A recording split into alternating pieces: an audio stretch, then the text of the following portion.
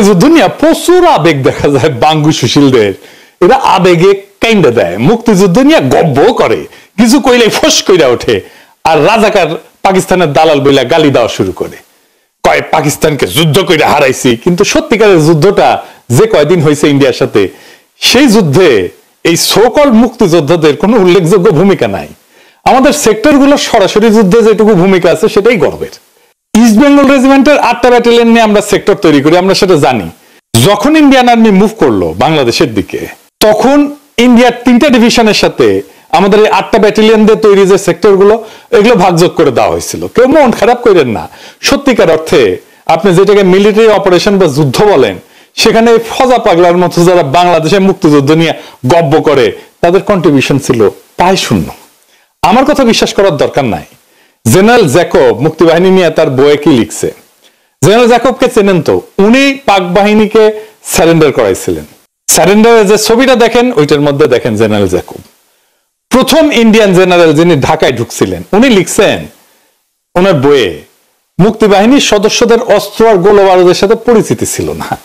এটা আমরা দেখবো যে আসলে যে পরিচিতি ছিল না, তারা যে গপ্প করছে সেই গপ্পগুলো যে ভুয়া, ওইটা দিয়েও প্রমাণ হয়।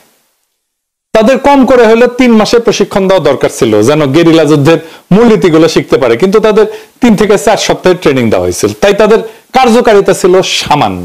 উনিই বলছেন। এটা আমাদের কথা না, পাকিস্তানের কথাও না, ভারতের জেনারেলের কথা।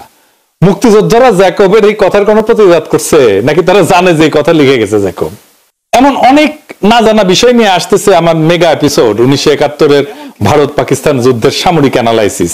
কয়েকদিন পরেই এডিটিং চলতেছে, কিন্তু এর মধ্যে এই মুক্তিযোদ্ধাদের ভুয়া বয়ান দর্শকদের কাছে ধরায় দেওয়া হবে একটা একটা করে। ওই এপিসোডের কিছু অংশ দেখতে পারেন, এডিটর সাহেব একটু দেখা দেন। ইন্ডিয়ান মুভি থেকে আমাদের মনে এই ধারণা হয়েছে, এমনকি 1971 নিয়ে আমাদের এরকম ধারণা দেওয়া হয়েছে যে তারা মোটামুটি বিনা বাধায় বিদ্যুৎ গতিতে পাকিস্তান আর্মিরে পরাজিত করে ফেলছে। এই সমস্ত ধারণাকে চ্যালেঞ্জ করার দরকার ছিল বাংলাদেশের সেনাবাহিনীর লোকদের, মিলিটারি ব্যাকগ্রাউন্ডের লোকদের। ইন্ডিয়ান ডাক্তারি যে বালসাল, এটা বাংলাদেশের জনগণকে কে বুঝাবে? একজন ডাক্তার বুঝাবে, একজন স্বাস্থ্যকর্মী বুঝাবে। আমি কিন্তু আলাদা এপিসোড করেছি স্বাস্থ্য নিয়ে এবং এই ইন্ডিয়ার ডাক্তারি নিয়ে, কিন্তু আমাদের সামরিক বাহিনীর সাবেক এবং বর্তমান কর্তা ব্যক্তিরা বাংলাদেশের রাজনীতি নিয়ে এত বেশি চিন্তিত যে এগুলো করার টাইমই পান না। এমন কইতে পারেন ভারতের সামরিক সক্ষমতা নিয়ে মিথ ভেঙে দেওয়া কেন আমাদের জন্য জরুরি? ফজা পাগলার এপিসোডে দেখেছেন, দেখাই দিছি কেমনি করে মিছা কথা কইছে একটার পর একটা। আজ আরেকটা ধান্দাবাজি ধরাই দেব, 1971-এর ভুয়া গৌরবের কথা। 2018 সালে বিডি নিউজ 24 একটা স্টোরি করে। স্টোরির শিরোনাম ছিল ভাইরাল হওয়া একটা ছবি এবং একজন গেরিলার বীরত্বের গদ্য। বিশাল বড় শিরোনাম, বাবা রে বাবা। রফিকুল হক নান্টুর ছবি দিয়ে মেলা কিচ্ছা শোনানো হয়। উনি মুক্তিযোদ্ধা, এটাতে কোনো সন্দেহ নাই। যাই হোক, কিন্তু ছবির ঘটনাটা কি মিছা কথা কইছেন সেটাও আমরা দেখব।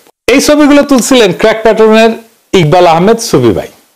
সৌভাগ্যের বিষয় হচ্ছে ইকবাল আহমেদ সুফি ভাই এখনো বেঁচে আছেন, আর আমি ওনার সাথে কথা বলি।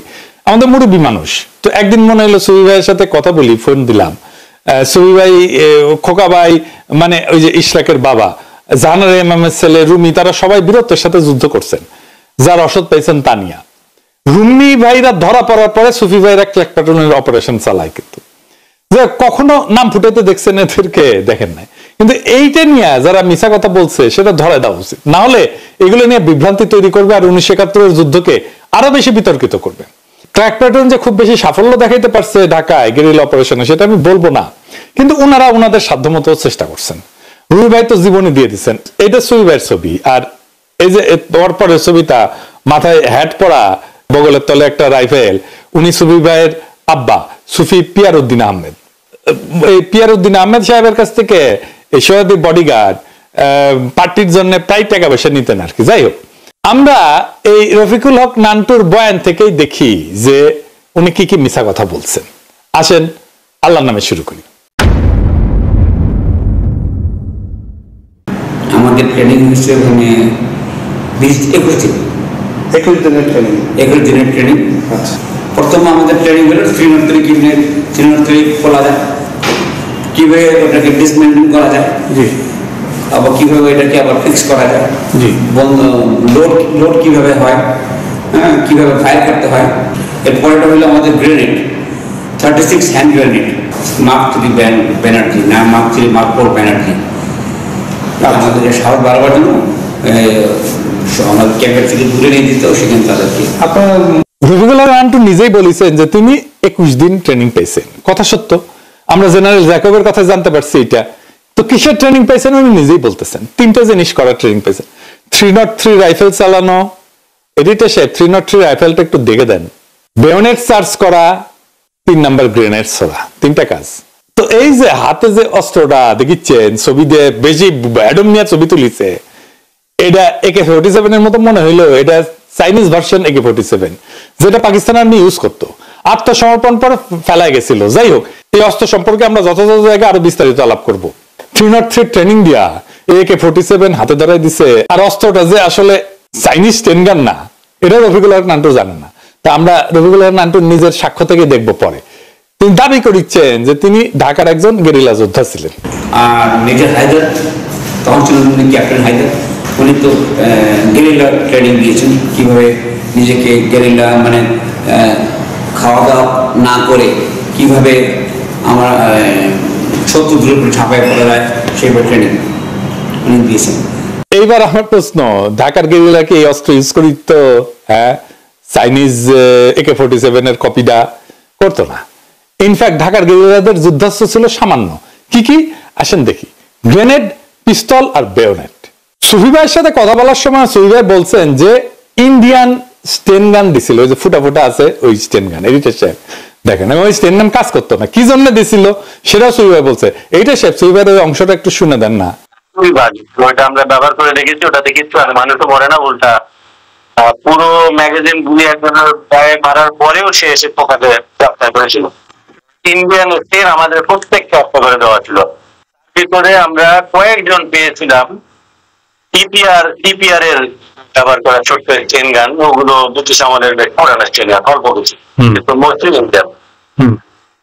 আমাদেরকে কিন্তু ফ্রন্ট যুদ্ধ করার জন্য পাঠানো হয়নি, শুধু আমাদের এই স্টেন গান গুলো দিয়ে হয়েছিল আমাদের নিজেদের সেলফ ডিফেন্সের জন্য। তো রফিকুল নান্টু দাবি করেছেন যে তিনি 2 নাম্বার সেক্টরে যুদ্ধ করেছেন। যে 2 নাম্বার সেক্টরের ক্র্যাক প্লাটুনের একটা বিখ্যাত অপারেশনের অস্ত্রের বর্ণনা শোনেন। গেরিলাদের দেওয়া হয়েছিল মাত্র 12টা কালচে বাদামি রঙের পাইনঅ্যাপেল টাইপ হ্যান্ড গ্রেনেড আর একটা করে বেয়োনেট। 160 রুপি তৎকালীন পাকিস্তানি মুদ্রার। এটা নিয়ে সীমান্ত অতিক্রম করে তারা সবাই ঢাকায় পৌঁছেছিলেন 3রা জুন। আমরা আর একটা ছবি সংগ্রহ করছি ক্র্যাক প্লাটুনের অস্ত্র জমা দিতে যাওয়ার আগের মুহূর্তের ছবি। ঠিক মাঝখানে স্টেনগান হাতে দাঁড়ায় মুক্তিযোদ্ধা আবু নাহাজ নান্নু, আর ডান হাতে কোমরে হাত রেখে স্টাইল করে দাঁড়ানো ওনে নান্নু নাহাজ ভাইয়ের ছোট ভাই পল্টু। ছবিতে দেখা যাচ্ছে কেবল 303 এর স্টেনগানই, কোনো তথাকথিত চাইনিজ স্টেনগান নাই। রফিকুল নান্টু এই ছবি নিয়ে কি বলছে দেখেন। এই ছবিটার হিস্ট্রি জানতে চাই, মানে আপনার সাথে কি চালাতেন? আমাদের তো স্টেন গানে যে দেখছেন যেটা, এটা একটু যদি আমাদেরকে দেখাতেন। এটা বললাম না, যেদিন আমরা অপারেশন করলাম, যেদিনকে আমি এটা আমরা যে বাসাটা, এটা পিলখানার কাছে। আচ্ছা, পিলখানার কাছে, তো যেখানে পিলখানা দেখা যায়, এখান থেকে পিলখানা খোলা দেখা যায়। এটা একটা অবজারভেশন পোস্ট, ওপি বলে, যেটা একটু উপরে ধরা যাবে। হ্যাঁ, এটা অবজারভেশন ওপিতে একটা মেশিন গান, এটা জি, SMG submachine gun, machine gun. জি, এই মেশিন গানে এটা ট্রাইপয়েড আছে, স্ট্যান্ড আছে, দেখছেন আপনার ক্যামেরার মতন স্ট্যান্ড আছে। মানে এটা আপনার ছবি? এটা আমার ছবি। আজিমপুরের পিলখানার কাছেই ছিল সহযোদ্ধা লস্করদের বাড়ি। চায়না বিল্ডিং বললে সবাই এক নামে চিনত, ওটা ছিল ঢাকার গেরিলাদের একটা অবজারভেশন পোস্ট। বাড়ির ছাদে স্ট্যান্ডে ফিট করা থাকতো মেশিন গান। আমরাও মাঝে মাঝে যাইতাম বাড়িটাতে। একদিন চাইনিজ স্ট্যান্ড গান নিয়ে বাড়ির ছাদে উঠছি, তখনই সহযোদ্ধা ইকবাল আহমেদ সুফি আমার 2টা ছবি তোলে। একটা স্ট্যান্ডে ফিট করা মেশিন গান পজিশনরত এবং অন্যটা স্ট্যান্ড গান হাতে দাঁড়ানো। ওই ছবিগুলোর দিকে তাকালেই 71টা মনে পড়ে যায়। এই যে ক্র্যাক প্লাটুনের আরেক সদস্য লস্করদের বাসা, ওই বাসার ধারে কাছে ওনারা যাইতেন না।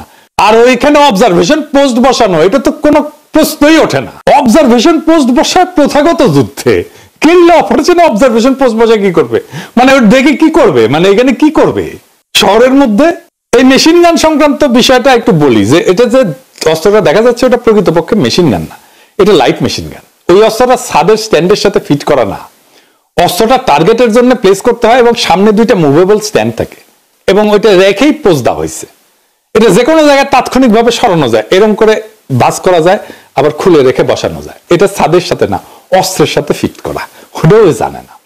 ছাদের স্ট্যান্ডে ফিট করার সিস্টেম আলাদা, আর ও হাতে যেটা ওটা চাইনিজ স্ট্যান্ড গান না, এটা চাইনিজদের AK-47 এর কপি ছিল, টাইপ 56 রাইফেল বলা হয়। এইটা সাহেব দেখেন টাইপ 56 রাইফেল, ওটা পাকিস্তানি আর্মি ব্যবহার করতো, দেখতে একই রকম। তো উনি তো অস্ত্রই চেনেন না। ঢাকার গেরিলারা আজিমপুর পিলখানা EPR হেডকোয়ার্টারের পাশে বিখ্যাত চায়না বিল্ডিং এর সাথে মেশিন গান বসায় রাখছিল 71, এটা আমাদের বিশ্বাস করতে হবে। ভাইরা ভাই, আমরা তো বেকুব, কিন্তু এত বেকুব তো না। আচ্ছা এইবার আসেন আমরা সুফি ভাইয়ের বক্তব্য শুনি, যে আসলেই ওই ছাদে কেন এই অস্ত্রটা আসলে, উনি কখন ছবিটা তুলছিলেন। এই দুটো ছবি সুফি ভাই তুলছেন, উনি জানাচ্ছেন এগুলো 16 ডিসেম্বরের পরে তোলা। পাকিস্তানের অস্ত্র ফেলে গেছিল যত্রতত্র, সেটা জমা দেওয়ার জন্য চায়না বিল্ডিং এর ঠিকানা দেওয়া হয়েছিল, সেইখানে সবাই অস্ত্র জমা দিয়ে যাচ্ছিল। এগুলো সেই অস্ত্র। শুনেন। না না, তাহলে সে যে দাবি করছে যে চায়না বিল্ডিং এ তাদের অবজারভেশন পোস্ট ছিল, এটা ঠিক না। তো আমাদের কোনো অপারেশনাল কিছু না, ওটা জাস্ট একটা ঠিকানা ছিল, মানুষকে বলা হয়েছিল, সাধারণ মানুষ বলেছিলাম যে ওইখানে এসে কারোর হাতে যদি অস্ত্র দেখে সেগুলো যেন ওখানে এসে সবাই জমা দেয়। সেটা তো স্বাধীনতার পরে, 16 ডিসেম্বরের পরে। পরে হ্যাঁ, আফটার 16 ডিসেম্বর। হ্যাঁ, তার আগে ওটার কিছুই ছিল না। ওখানে তো লস্করের রেসিডেন্স ছিল, তার মা ওখানে বাস।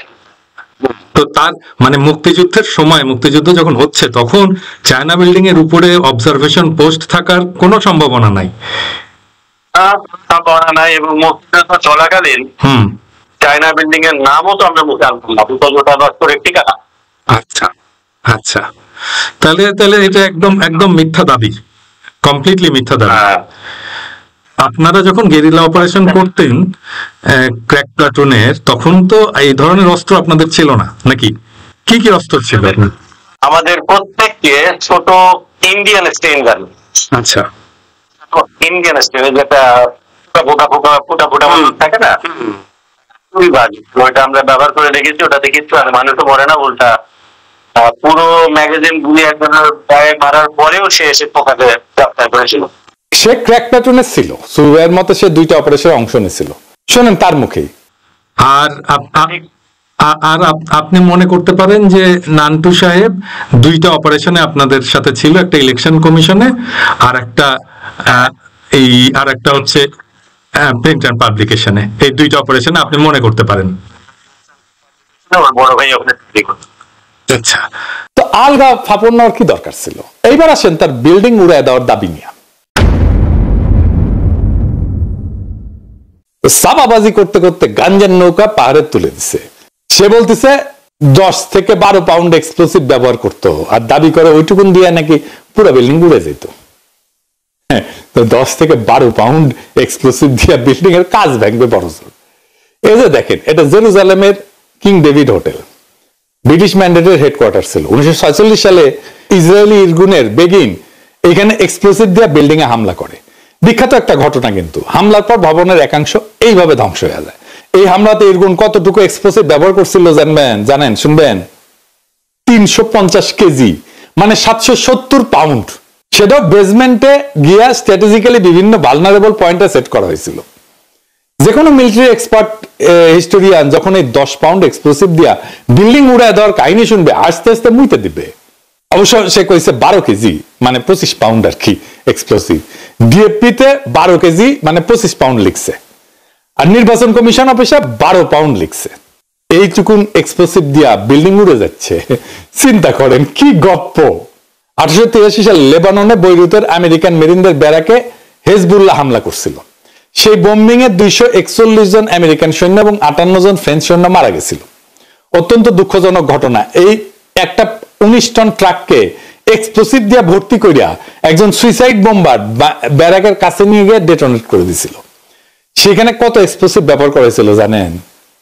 আন্দাজ করেন তো, 10 pound, 20 pound, 50 pound, 200 pound 500 pound কোনোটাই না, 12,000 পাউন্ড মানে 5.5 টন। তো নান্টুরা কি মিনিয়েচার অ্যাটম বম ইউজ করতো যে 10 পাউন্ড এক্সপ্লোসিভ দিয়ে বিল্ডিং উড়াই দিবে? আচ্ছা বাদ দিলাম এই গাল গপ্প। আর্মি তো মুক্তিযুদ্ধ নিয়ে প্রচুর হাউকাউ করেছে, ওখানে মিউজিয়ামে বানাইছে ক্যান্টনমেন্টের মধ্যে, করে নাই? করেছে তো। তো আপনারা আর্মি আলা ভাইরা আপনারা কেন বলেন নাই যে এটা তো অবাস্তব গল্প কইতেছে, অসম্ভব গল্প কইতেছে, এটা তো সত্য হইতে পারে না? বলেন নাই কেন? ধরে এখন তো সারা দুনিয়া কইবে সব ভুয়া, কারণ মিছা কথা কইছে। এখন তো পুরা গজদন্ত মিনার ভাঙ্গা পড়বে মুক্তিযুদ্ধ নিয়া, কি হবে তখন? গব্বর কি হবে? মুক্তিযুদ্ধের অপমান কইয়া সিক্কুর দিছে এতদিন 55 বছর, এগুলো তো সকাল সন্ধ্যা থাপড়ানো দরকার ছিল। একটা গৌরবের ইতিহাসকে নিজের শুধুমাত্র নিজের স্বার্থপর আকাঙ্ক্ষার জন্য পুরো প্রশ্নের মুখে দাঁড় করে দেওয়া হয়েছে। গোদের উপরে বিস্ফোরণের মতো ফ্যাসিস্ট হাসিনা মুক্তিযুদ্ধের নাম ভাঙায় ফ্যাসিবাদী শাসন চালানোর জন্য মুক্তিযুদ্ধের পুরো সারা হয়ে গেছে। আমাদের 1971-এর নতুন ইতিহাস আর বয়ান লিখতে হবে। আমাদের পূর্বপুরুষদের রক্ত অশ্রু কান্না তো লুকায় আছে এটার মধ্যে। আমরা সত্যের অধিকতর নিকটবর্তী ইতিহাসের বয়ান তৈরি করব। আর হ্যাঁ, সেইখানে আওয়ামী আর বামেদের বয়ানের ছিটে ফোটাও থাকবে না। আমরা সেই দিনের অপেক্ষায় থাকলাম। 1971 আমাদের রক্তের স্মৃতি, কিন্তু গৌরব যদি মিথ্যার সাজে মরা হয় তা কেবলই ধ্বংসের অপেক্ষায় থাকা একটা তাসের ঘর। আজ আমরা বলতেছি আমরা গৌরব রাখবো সত্যের সঙ্গে, মিথ্যাচারের সঙ্গে না। যারা সত্যিকার ভাবে সেক্টরে সেক্টরে যুদ্ধ করছে, তাদের কষ্ট, তাদের অল্প অস্ত্র, অল্প রসদ, ছোট ছোট বীরত্ব আর অসীম সাহস, এগুলোই আমাদের গর্ব। ভোতা কাহিনী, সহজে ভাইরাল হওয়া ছবি আর কথার কুটকাচালি এসবে আর আমরা বিশ্বাস করব না। বীরত্বের ইতিহাস বড় করে থাকা উচিত, কিন্তু মানুষ আর ইতিহাস দুই পবিত্র, কিন্তু সেই পবিত্র ইতিহাসে মিথ্যা কাহিনী ঢুকে দেওয়া ক্ষমাহীন অপরাধ। যে ছবি, যে গল্প আমাদের মুক্তিযুদ্ধের ইতিহাসকে বিভ্রান্ত করছে, তাদেরকে আমরা প্রশ্ন করব, যাচাই করব এবং যদি প্রমাণ মেলে প্রকাশ করব। কারণ স্বাধীনতা এবং ন্যায় শুধুমাত্র আবেগ না, সত্যের উপরে ভিত্তি করে টিকে থাকে। এই কাজ কোনো ব্যক্তির আক্রমণের জন্য না, এটা আমাদের জাতীয় স্মৃতিকে রক্ষা করার সংগ্রাম। যারা আসলেই রক্ত দিছিল, যারা সীমিত অস্ত্রে শহর গ্রাম জুড়ে লড়ছিল যেভাবে পারে, যতটুকু পারে, তাদের প্রামাণ্য কথা ছাড়া কোনো কৃতিত্ব মানা হবে না। আর যারা রাজনীতি করে মুক্তিযুদ্ধকে নিজের স্বার্থে বেঁচে থাকার মাধ্যম বানাইছে, তাদের ইতিহাস আমাদের কাছে অগ্রাহ্য হবে। আমরা নতুন ইতিহাস লিখব সত্যের নীতি অবলম্বনে, প্রমাণ ভিত্তিক, ঘনিষ্ঠ সাক্ষ্য এবং সামরিক বিশ্লেষণের সঙ্গে। এটা কোনো মিথ্যাচারের বদলা না, এটা আমাদের পূর্বপুরুষদের সম্মান ফিরে আনার চেষ্টা। আমরা মিথ্যার ভেলায় ভাসতে দেব না তাদের আত্মত্যাগকে। শেষে আমি আপনাদেরকে বলি, চোখ খোলা রাখেন, প্রশ্ন তোলেন, গৌরবকে যাচাই করেন। অতীতের সেই রক্তও আমাদের, আমরা সেটা আড়াল করব না। আমরা শুদ্ধ করে ভবিষ্যৎকে দেব। সত্যের জয় হোক। ইনকিলাব জিন্দাবাদ।